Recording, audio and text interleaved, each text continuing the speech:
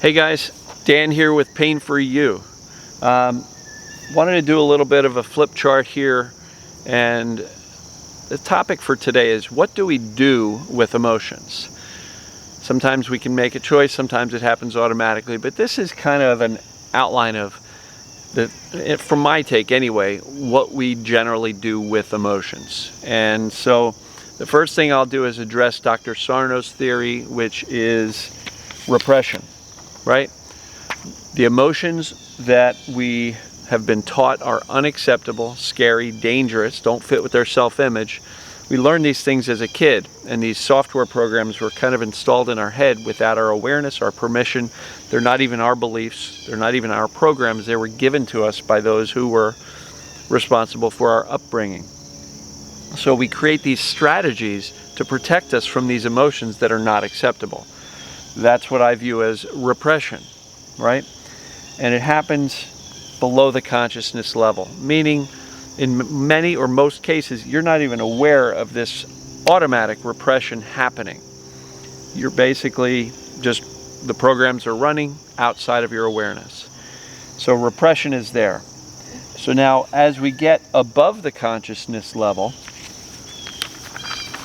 we have emotions that we consciously reject, right?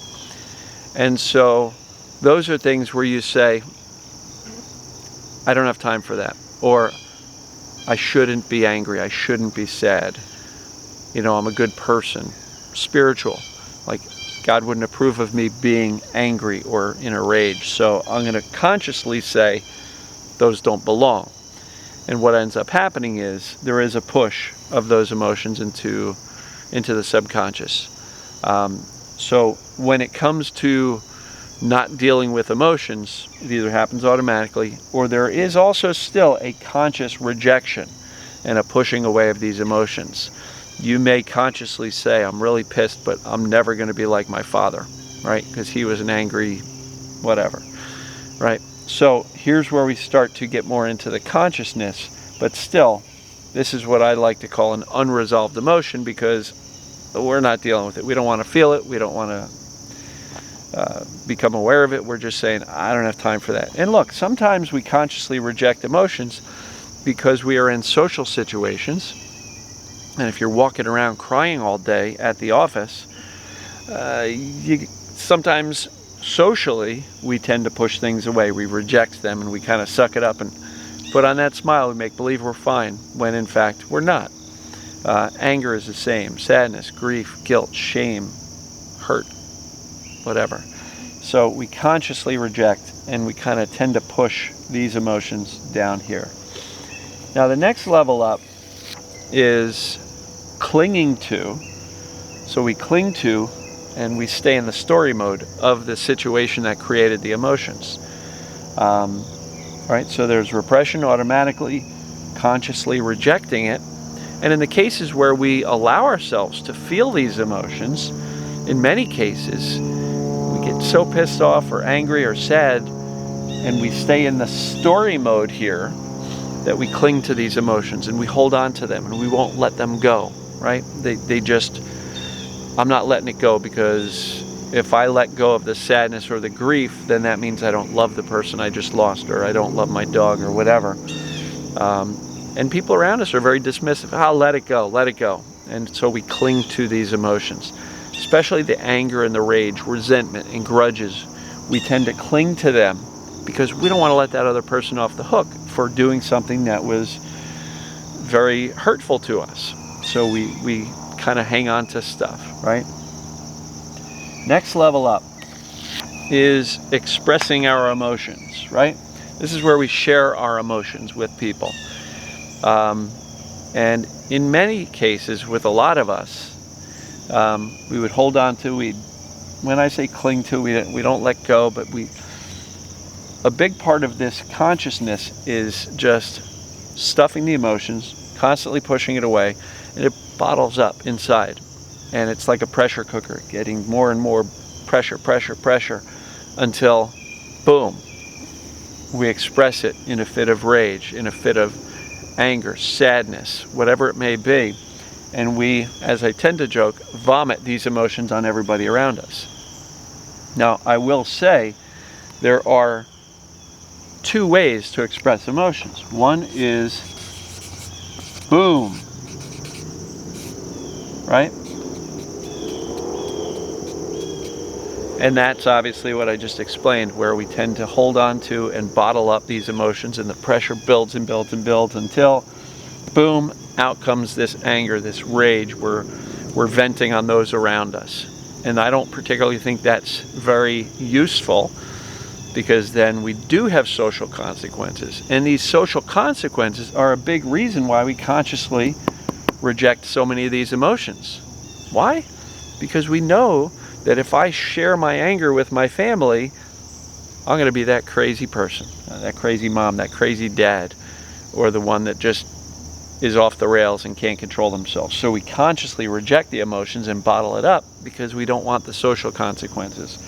But in many cases, people who get very outwardly angry very easily are doing so because they're bottling it up, or they're clinging to these emotions, and then all of a sudden, one little triggering event, boom, out it comes, right?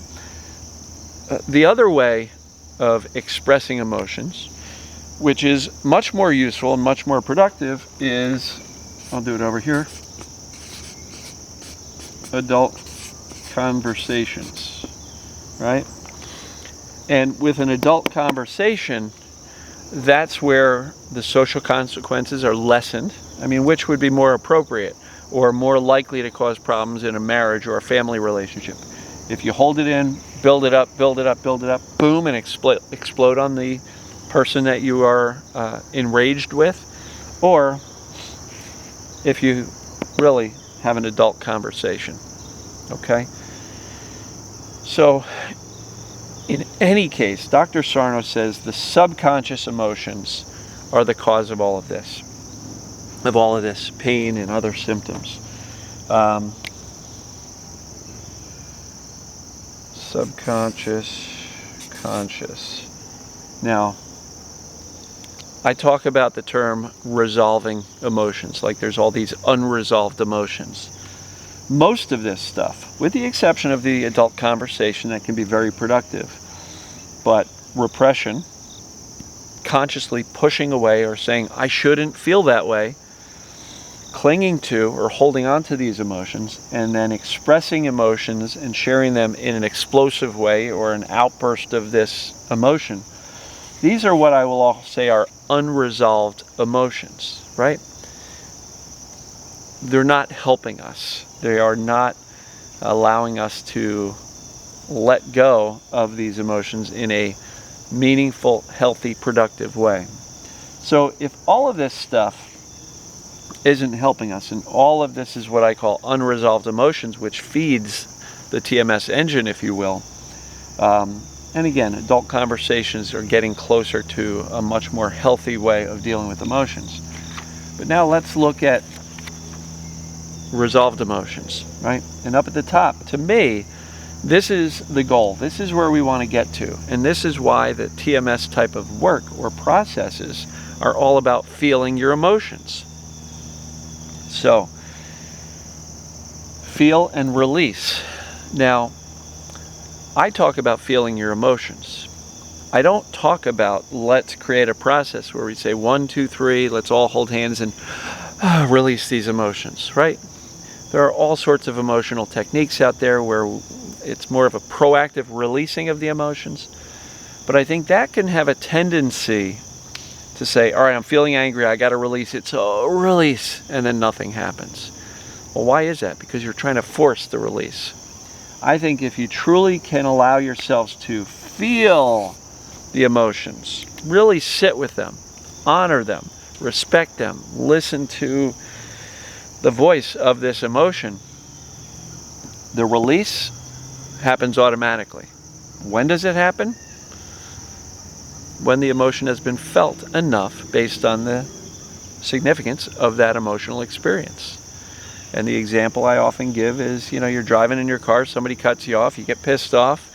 When your heartbeat slows down to normal and you realize you're safe and the guy's out of your sight and you're not mad anymore, that emotion releases pretty quickly because it's inconsequential, it's not personal. So,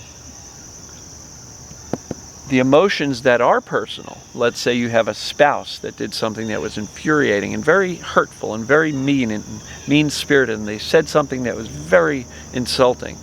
How fast do you think that's going to release? Certainly not as fast as the emotion caused by the guy cutting you off in traffic.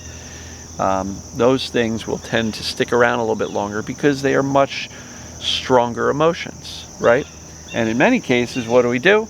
We cling to them. We stay in story mode. We have conversations in our head of what we should have said and what we're going to say next time we see that person, and and we cling to it, and we don't want to let them off the hook because we don't want to let them off the hook. So we're going to stay angry. We're going to stay pissed off. We're going to stay sad, right? And these are all unresolved emotions, and they tend to build up this chronic state of stress, tension, fight or flight, right?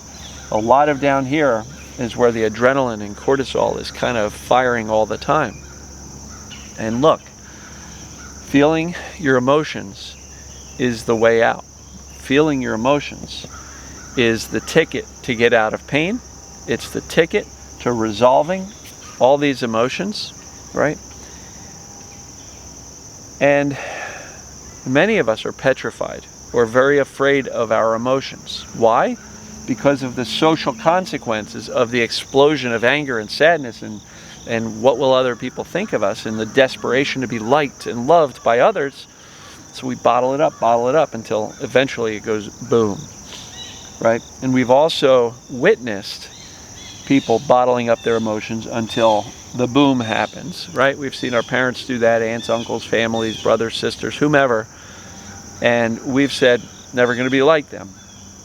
So there's all of these things from our history that tend to say, don't resolve these emotions. Don't deal with them. Repression happens automatically. It's almost the most out of control area of this whole topic, right? If this happens outside of your awareness, nothing we can do about it, right? Well, let's overlay on top of this the whole concept of asking yourself this question: are you afraid of your emotions? Are you truly afraid of your emotions? Some people will say, yes, I'm terrified of them because I've gotten sad before and I've gotten into a depression before and it was awful and I never want to feel that way again. And so they shove away, they consciously reject anything called sadness. It doesn't make the sadness go away, it just means I'm not going to deal with that. And so if you're terrified of these emotions, that's all the more reason why you need to kind of befriend them and learn to feel them. Because if you're terrified of the emotions, go back and watch my video, the open house, hold an open house for your emotions. Because what you will realize is when you constantly push the emotions away, they build up and they accumulate and they get bigger and bigger and bigger, and they're swarming around the house and trying to get in, and you're freaking out inside. When in fact, if you would just allow yourself, give yourself the permission to be a normal human being and feel your emotions and truly feel whatever you're feeling, they will release automatically. You don't have to push them away. You don't have to 1, 2, 3 release. Nothing like that. They will literally release automatically. That's why I don't teach a release your emotions process, because I don't think we need to do that. It just happens once you have appropriately felt the emotions. And how long do you feel them? Again, as long as it takes to get the significance or the severity of that emotional experience, right? So feeling emotions and clinging to them, still an unresolved emotion. Why? Because they're still accumulating inside of us. And as we know, accumulated unresolved emotions starts to create symptoms and pains. So the golden standard here is to feel your emotions. But if you're petrified of your emotions and you don't know how to feel your emotions, a lot of people say, I don't know how to feel my emotions. I don't know how to feel them. I can't feel them. I don't feel them. I just don't. That's because what we've learned in childhood or through our previous life experiences and the social consequences we may have run into when we allowed ourselves to feel emotions is very strong. And so how do we rewrite that? So if the belief is Emotions are dangerous socially. They're dangerous mood-wise because I can get depressed, or I don't want to be that angry jerk like my father, right? So if you've decided or have been taught that emotions are dangerous, we got to reframe it, right? And I've taught this before, and I've got special videos for it, and I'll touch on it again very briefly here. This is that 3-column experiment. So this is emotions. Things like anger, rage, sadness, and I won't detail them all, but anger, rage, sadness, guilt, shame, fear, hurt, those things. And this is the meaning about me, right? In other words, why are you afraid of feeling these emotions? What does it mean about you? What are your self-judgments about yourself if you feel anger? Well, it might mean that you're out of control, or that you're not a spiritual or religious person. If you feel rage, that means you're crazy like your father or uncle or brother or whomever, right? If you feel sadness, it might mean that you're a weak person and that you're not supposed to be weak. So toughen up, suck it up, right? How many times have you been told in your life, get over it, right? Don't get over it, feel it, and it will release on its own, right? So the meaning about me is really what sets up and why we repress emotions or consciously reject them, right? And it's really, really important to get this stuff, because if the meaning about you is very judgmental and self-critical, that everything feeling these emotions means you're weak, damaged, broken, mentally ill, whatever, how easy do you think it's going to be to feel these emotions, right? So the new meaning is the 3rd column. What's the new meaning about you, right? And the new meaning is, I'm a normal human being. I'm normal. We're supposed to feel emotions, right? We wouldn't have these little holes in our face that shoot liquid out when we cry if that wasn't part of the human experience, right? We wouldn't get red in the face and have our veins pop out and our muscles tense up if we weren't intended to get angry. It's just part of the human experience. So, if you can reframe, literally reframe, and truly believe that all of these emotions make you human, and the self-critical thoughts that we're very prone to, it doesn't mean that we're broken, damaged, insane, out of control, not spiritual or religious, and everything else that we've said about ourselves if we feel these emotions. It just means we're human. You're going to have a much better time of resolving your emotions and allowing yourself, giving yourself permission to feel the emotions, right? Repression happens automatically based on those old programs. This is how we start to unwind the programs that create the repression. And it's a great place to start, because if you can slow down the repression, it's going to help dramatically. And if you believe that feeling these emotions make you a normal human being, then you're not going to consciously reject them as much by saying, I shouldn't feel that way, I shouldn't feel that way, or I don't want to feel that way. And, clinging to the emotions, those are for people who don't want to let go of the story and let others off the hook. We hold on to resentments and grudges, and that also does not help us, because we're constantly upset at everybody, in many cases with ourselves, right?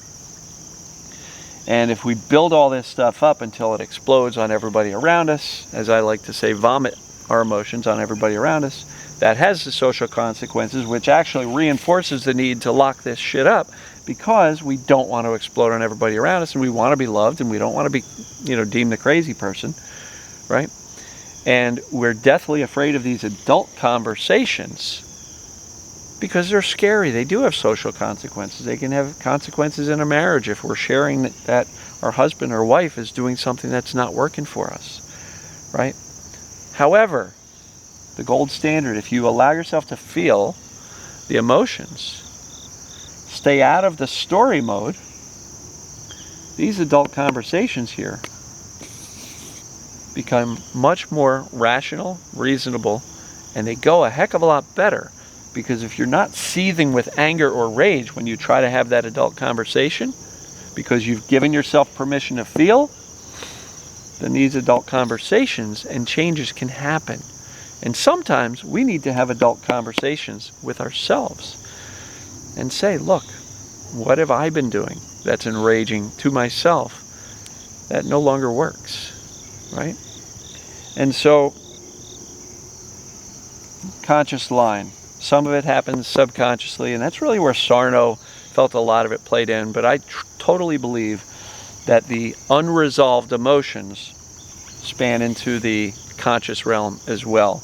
And as long as we're not resolving these emotions, they tend to hang around and build up that pressure, and they keep us in that chronic state of stress and tension, adrenaline, cortisol, because we're constantly churning inside of all of these negative, dark emotions. So the gold standard is reframe it with this type of exercise. What's the new meaning? I'm a normal human being, which gives you permission to feel these emotions. And once you have truly reframed it, and you truly believe, and you need to get there, that these emotions are meant to be felt, the gold standard, feel it. Feel it as long as it takes. Go watch my Hold an Open House for Your Emotions. They'll sit with you as long as it takes. They will eventually get up and leave on their own, right? And some people always say, but what about when I'm somewhere that I can't just feel these emotions? And my answer to that is, there's always an opportunity to get up and use the restroom, to step into another room. Hey, I'll be right back, taking a quick walk. Look, if you're in the middle of a conference meeting at work, yeah, you might have to kind of bite your tongue for 5, 10, 30 minutes, an hour until the meeting is over. Then you can go into your office or your cube and just, right? Or go into the men's or ladies' room and just allow yourself to feel it. And when it comes to feeling emotions, I usually say this. Any really intense emotion, if you truly feel it, we've got a 90-second rule here. Because if you truly allow yourself to feel these emotions, after about 90 seconds, maybe 2 minutes, 120 seconds, you will feel the tension. You will feel that emotion lessen, right? So guys, this is kind of what we do with emotions here. And I believe the one that's most useful for us in helping us to become a normal human being and feel emotions in a healthy way that's not going to cause this increase in stress, tension, adrenaline, cortisol, fight or flight, and a reaction in our body to all of that stress. The golden standard is to feel it. Don't force the release. Don't look for the release. Just feel it as long as you need to. And look, if your spouse does something that's infuriating, it may take a while for that to release. But the more you can give yourself permission to feel, the faster the release happens, the less likely you are to boom and explode on everybody else, and it all starts to work better. But you got to really get to this point, and I know it's a progression, and we need to kind of learn and get a little bit better at this. You're not going to snap your fingers and say, oh, I got it, now I'm just going to feel. Look, if you've been petrified of your emotions your entire life, you're not going to snap your fingers and get to that point. But this reframing exercise, the emotions on the left, meaning about me, the judgments, the self-critical judgments, and then the new meaning, which is I'm a normal human being, right? These things will help you get to the place where now it is your new habit, it is your new way of being, that you truly just allow and honor and respect the fact that you have human emotions. And the faster you can get there, the better. But be patient, because this takes a little bit of time to get to. So with that, guys and gals, I hope you found this useful. I hope you found the difference between the conscious level and the unconscious. And here we've got the resolved and the unresolved levels. Hopefully this is helpful in kind of visualizing where we're at and where you might be with how you deal with emotions. But again, the gold standard right here. Feel, feel, feel. Everything else kind of takes care of itself after that. So with that, thank you for watching. I appreciate you. It was a long video, but it was a lot to cover there. So appreciate you. let me know what you think. Comment below. If you think this is useful, share it with friends in other groups or wherever you want to on your personal profile. But I think this can help a lot of us out. So thanks again for watching, and we'll talk soon.